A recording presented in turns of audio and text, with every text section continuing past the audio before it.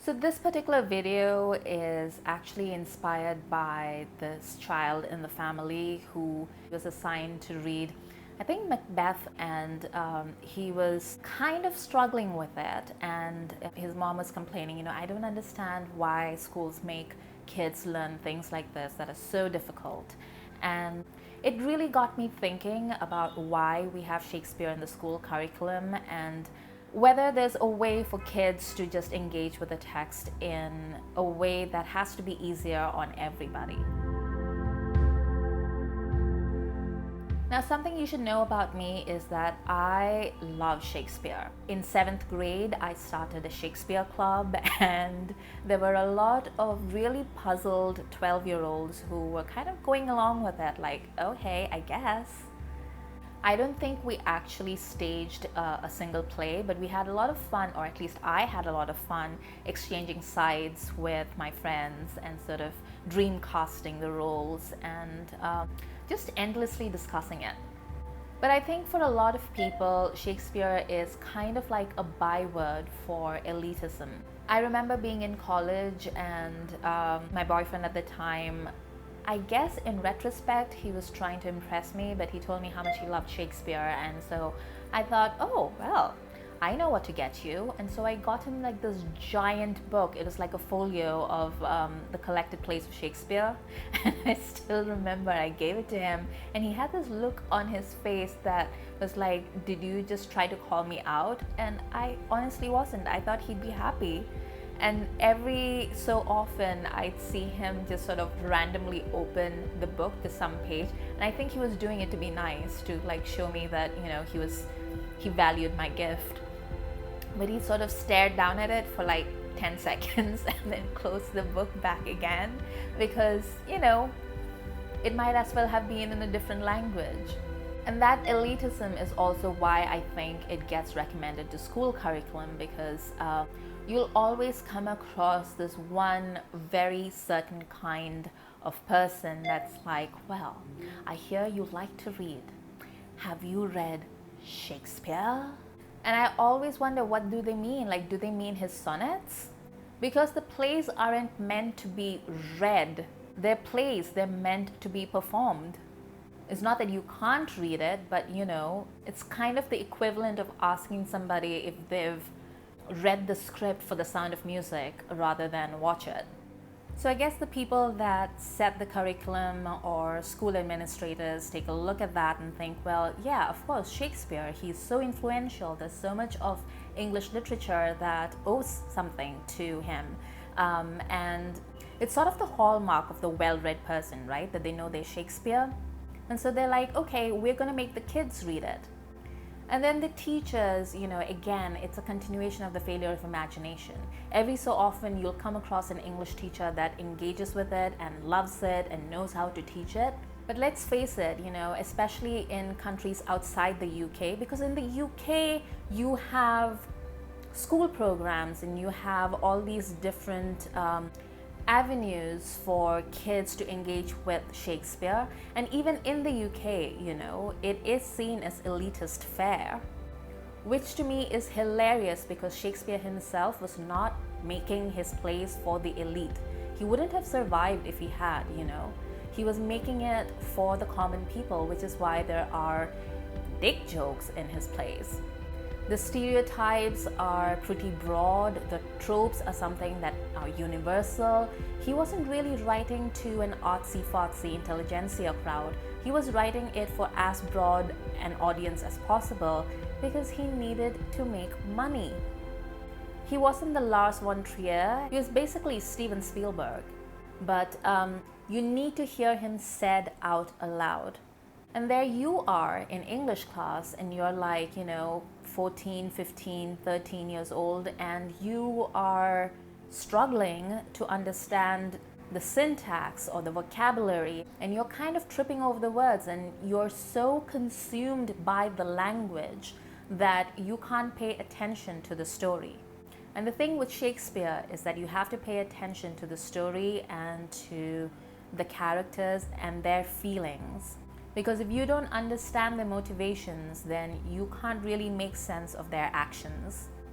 And it's funny, like I have been in London in performances by proper trained Shakespearean actors, and maybe about 25% of the audience got exactly what was happening on stage, because the language, when it washes over you, it still sounds pretty foreign. And that makes sense because it's Elizabethan English. So the first thing you need to do is forgive yourself for not understanding whatever it is that you're reading. That's perfectly normal, and it happens to the best of us. The second thing you need to do is find a movie adaptation. I know, sacrilege. But look, unless you live in the UK and you have money for those kinds of things, it's fairly impossible for you to find a good stage adaptation of the plays. Maybe your local, troupe, your local theater puts on a really good Shakespeare festival or something, but again, that's not always accessible to everybody at all times. However, there are always great British adaptations of Shakespeare's plays throughout the decades. You'll find amazing adaptations by Laurence Olivier, you'll find it by Kenneth Branagh, you'll find it by Michael Fassbender.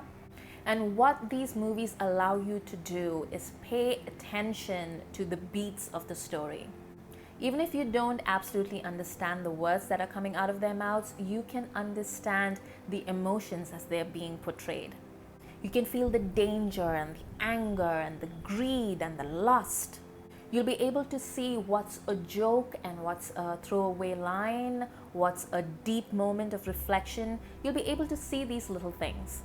And once you understand that, you can go back and read the play or the section of the play or whatever it is, and you can pay attention to the difference between how you read it and the way it was portrayed in the movie. And that kind of allows you to build a bridge between the emotions and the words on the page. And you'd be surprised how much easier it is for you to understand the language once you are able to understand the emotional arc of the story. Now remember, you do have to go back and read the text at some point. You can't just watch, say, Fassbender in Macbeth and be like, well, okay, so I did my homework. No, it doesn't work like that, I'm sorry. You do have to engage with the text at some point. Another cool thing that you can do if you want to understand deeper tropes and themes, then you could try watching the same film in different languages or the same play in different languages. So in our example today of Macbeth, you could watch, say, Fassbender's Macbeth, and then you could watch in Hindi, there's a movie called Maqbool by Vishal Bhardwaj, and it starred Irfan Khan in one of his breakout performances. And then you could watch it in Japanese, Kurosawa's Throne of Blood, which is an amazing film and probably my favorite Macbeth adaptation personally. And what you find when you see it in different languages is that you'll see the deeper themes running through these stories, even though each of them is set in such different environments and contexts. But the beats of the story are the same. The character motivations are the same. Even if details change, you can see how the arc of the story is maintained. And again, that really helps you understand what it is at the heart of this play. And also just remember to read it out aloud. Plays were not meant to be read in your mind. In fact, I would say that nothing that Shakespeare wrote was meant to be read in your mind, because books in Elizabethan times were really expensive and people couldn't really afford it. So, even if somebody had a book, then people would have just one copy, and so one person would read it out aloud for everyone else to hear. So whether you're reading his sonnets or whether you are reading his plays, try to read them out aloud, because you will hear how he uses the sounds of the language to convey the ebb and flow of the story. Actually, you know what? There was this professor, and he did his research into the Elizabethan accent, and he did this reading. He read out some of Shakespeare's work in the original accent, and it's amazing. There are puns and jokes in there that we don't even hear as modern English speakers. So the next time some uncle or somebody with an officious tone comes to you and says, well, do you read Shakespeare? Tell them to F off. For more videos, please hit the subscribe button.